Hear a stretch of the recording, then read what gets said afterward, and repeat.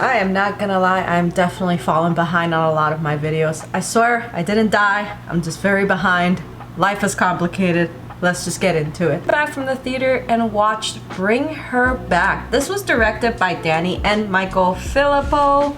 It looks like they also did Talk to Me, and from the looks of it, they had something to do with the Babadook as well. I was not really a big fan of the Babadook. I don't hate it, I'm just not a big fan of it. But it definitely wasn't like the worst horror movie I've seen. Talk to Me, it's the same thing. I wasn't like the most gigantic fan of it.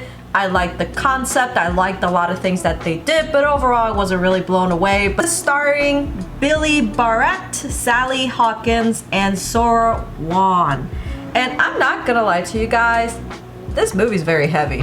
Very brief overview, a brother and sister witness a terrifying ritual at the secluded home of their new foster mother, Laura, and her current foster son, Oliver. I'm gonna talk about spoilers, so spoilers ahead if you don't really want to see that. I'm gonna start with the positives in this movie.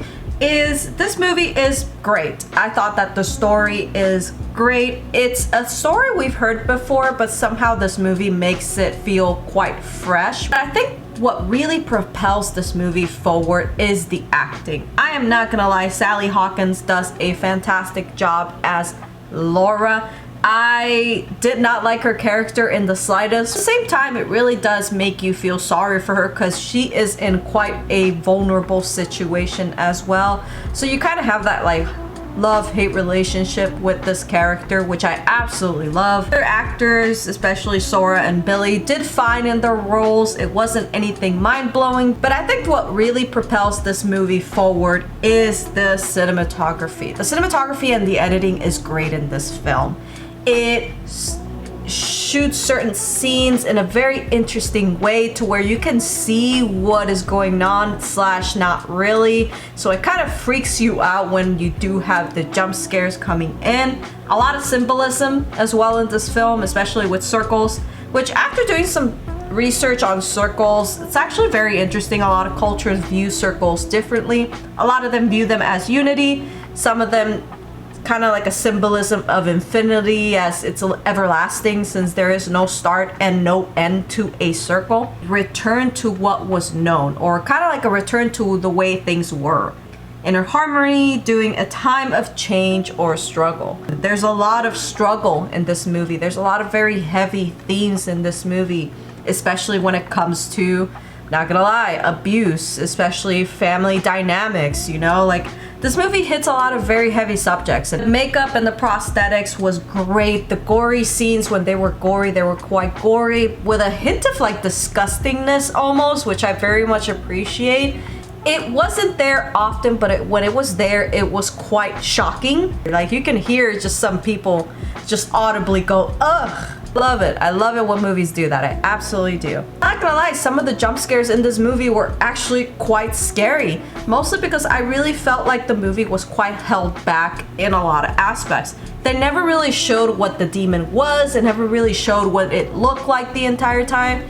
It never really even explained to you what exactly the ritual was, which I very much like. It left it ambiguous, which makes people's imagination run wild, which is even better. Going back to the acting as well, I really felt like the manipulation aspect in this movie was done very well. The caretaker comes off as very sweet, but then there was a lot of aspects in certain times where she came off as quite manipulative, almost to the point that it's like aggravating, because it's like, what are you doing? This person is freaking wild, especially in the last 30 minutes of the movie.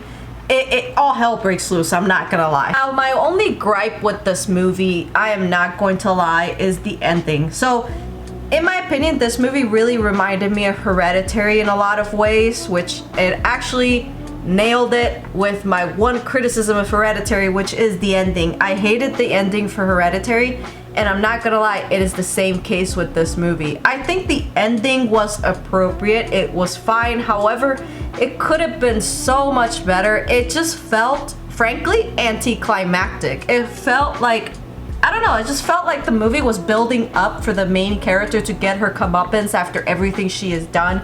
Especially when you see the movie, you're like, oh yeah, this person is freaking wild. and you're kind of hoping for something to happen and then it didn't, and then the movie just ends and you're like, oh, okay. It goes for the character Piper. I felt like Piper's story was not completed. It was just like she just ran away and now she's even more traumatized than what she was before. I just felt like they didn't really give that character any closure, which was, you know, I guess, you know, I don't know. It kind of has its moments in the. I just felt that felt off, in my opinion. But I'm not gonna lie to you guys, this movie was definitely a lot better than what I thought it was gonna be. Definitely a lot better than Talk to Me, in my opinion. I will be giving this movie a 7 out of 10. It is closer to an 8 out of 10. It's just the ending. In fact, you know, I'm just gonna change my mind. I'm just gonna give it an 8 out of 10. Let's give it an 8 out of 10. I'll be nice. I'm looking forward to what these guys do next. There's a lot of talent in the camera, especially when it comes to just cinematography, editing, music, jump scares, storytelling. But those are my thoughts, guys. What are yours? And I'll see y'all for the next review. Leave a like and subscribe. See y'all for the next one. Bye.